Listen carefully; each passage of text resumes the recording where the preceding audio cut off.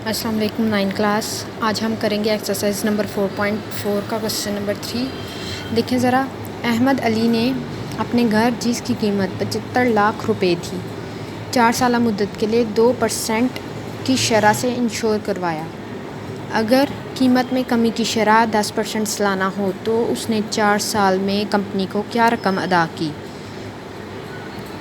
घर की इंश्योरेंस करवाई गई है, घर की मालियत हमें गिवन कर दिया है और किस शरह से सालाना 2% शरह से करवाई गई है, मुद्दत 4 साल के लिए करवाई गई है और फिर कीमत में साल बाद कमी कितनी होती है 10%। और हमने फाइंड क्या करना है, कंपनी को रकम क्या दी गई है, उसने इंश्योरेंस की कुल रकम कितनी अदा की है। मतलब देखें ज़रा, घर की कीमत सबसे पहले हमने लिखा घर की कीमत जो कि हमें गिवन थी 75 लाख रुपए। 75 लाख रुपए हमने लिख लिया। इंश्योरेंस की शरह जो कि 2% गिवन थी वो लिख लिया हमने और मुद्दत हमें कितनी गिवन है 4 साल। देखें नेक्स्ट आगे, पहले साल इंश्योरेंस की रकम, पहले साल उसने इंश्योरेंस के लिए कितनी रकम पे की वो देखेंगे।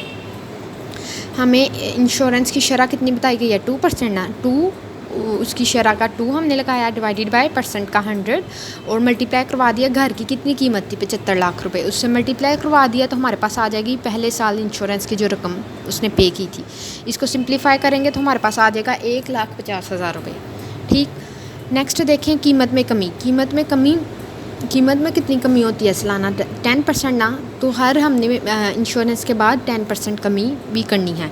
कीमत में कमी हुई 10%, 10 डिवाइडेड बाय 100 मल्टीप्लाई बाय हमने कर दिया जो कि घर की कीमत थी, उससे कमी होके हमारे पास आ गया 75 लाख से हमने मल्टीप्लाई किया ना, कमी होके हमारे पास 7,50,000 रुपये आ गया ये। अब देखें कमी के बाद घर की कीमत कितनी बाकी बच जाती है, इतने परसेंट सालाना 10% कमी होगी। कमी के बाद घर की कीमत हमारे पास क्या रह जाती है, तो घर की कीमत थी 75 लाख, कमी कितनी हुई है 7,50,000। 75 लाख में से हमने माइनस कर दिया 7,50,000, हमारे पास आ जाएगा 67,50,000। हाँ जी, 67,50,000। ठीक, अब हमारे पास घर की कीमत ये है। दूसरे साल की जब हम इंश्योरेंस फाइंड करेंगे तो घर की कीमत ये यूज़ करेंगे। देखें ज़रा, दूसरे साल की इंश्योरेंस, दूसरे साल मतलब कि इंश्योरेंस की रकम उसने कितनी पे की, शरह हमारे पास 2% सालाना गिवन थी, 2% का डिवाइड करवाया 100 और अब घर की कीमत हमारे पास क्या है 67,50,000। अब इसको जब मल्टीप्लाई करवाया, सिंप्लीफाई किया, हमारे पास आ गया 1,35,000। अब दूसरे साल के बाद भी सालाना 10% कमी होनी है तो कीमत में कमी होगी। कीमत में कमी करेंगे 10 डिवाइडेड बाय 100 और घर की जो अब वाली कीमत है उसमें कमी होगी 67,50,000 से मल्टीप्लाई इसको करवाया, सिंप्लीफाई किया तो हमारे पास आ गया 6,75,000। ठीक, इतनी कमी करेंगे अब इसमें। ये देखें, अब हमने कमी के बाद घर की कीमत फाइंड आउट करनी है। कमी के बाद कीमत क्या हो जाती है 67,50,000 में से हमने माइनस कर दिया 6,75,000 जो कमी की शरह से हमने फाइंड आउट की थी। ये परसेंटेज 10% कमी करके हमारे पास ये आया ना, घर की कीमत में से इसको माइनस कर दिया। इसको जब माइनस करेंगे तो हमारे पास आ जाएगा 60,75,000।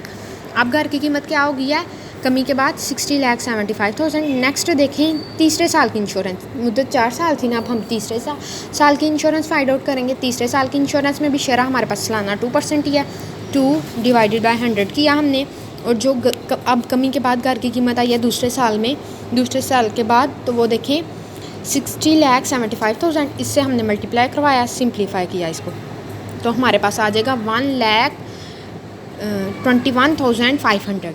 और चौथे साल की इंश्योरेंस, हमेशा लास्ट ईयर जो होता है ना चौथे साल का, अगर आपको मुद्दत 5 साल दी गई है तो आपने 5वें साल के इंश्योरेंस ज़ीरो लिखनी है। अब 4 साल गिवन है तो हमने चौथे साल की नहीं फाइंड आउट करनी, चौथे साल की इंश्योरेंस ज़ीरो। हर क्वेश्चन में इसी तरह होगा। अब तीसरे साल की इंश्योरेंस हमने फाइंड आउट किया ना, तो कमी के बाद घर की कीमत और कीमत में कमी हम फाइंड आउट नहीं करेंगे, वो हमें तब चाहिए होता है जब हमने नेक्स्ट इंश्योरेंस भी फाइंड आउट करनी हो। अब हमने नेक्स्ट इंश्योरेंस फाइंड आउट ही नहीं करनी, चौथे साल की इंश्योरेंस ज़ीरो लिखेंगे। हमेशा लास्ट जो ईयर होगा उसकी इंश्योरेंस आपने ज़ीरो लिखनी है, तो इसलिए हमें वो भी फाइंड आउट करने की ज़रूरत नहीं। ठीक, पहले हमने की थी ना फाइंड कमी के बाद घर की कीमत में कमी, इस तरह से। अब देखें, हमें उन्होंने क्वेश्चन में पूछा था कंपनी को क्या रकम अदा की उसने, तो इंश्योरेंस की कुल अदा करदा रकम हमने फाइंड आउट करनी थी। पहली साल इंश्योरेंस की जो रकम आई, दूसरे साल इंश्योरेंस की जो रकम आई, तीसरे साल इंश्योरेंस की जो रकम आई और चौथे साल हमेशा लास्ट ईयर की ज़ीरो रखनी है। तो वो ज़ीरो इन सबको ऐड करके हमारे पास आ गया 4,06,500 रुपये। मतलब कि इंश्योरेंस की कुल रकम उसने 4,06,500 रुपये अदा की। इस तरह से इस क्वेश्चन को स्टूडेंट सॉल्व करना है 9th क्लास आपने। और 9th क्लास आपकी एग्जाम्पल नंबर 3 है पेज नंबर 95 पे, बिल्कुल सेम सिमिलर इसकी तरह ही है। जब आप क्वेश्चन कर लेंगे तो उसके बाद उसको भी प्रैक्टिस करना है।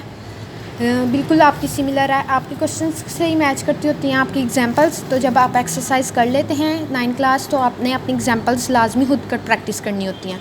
मैंने आपको एक दिन पहले भी बताया था प्रैक्टिस लाजमी किया करें एग्जांपल्स भी, और वो आपसे बिल्कुल ईजीली सॉल्व हो जाएंगी क्योंकि आपने उस तरह के सारे क्वेश्चंस कर लिए होते हैं।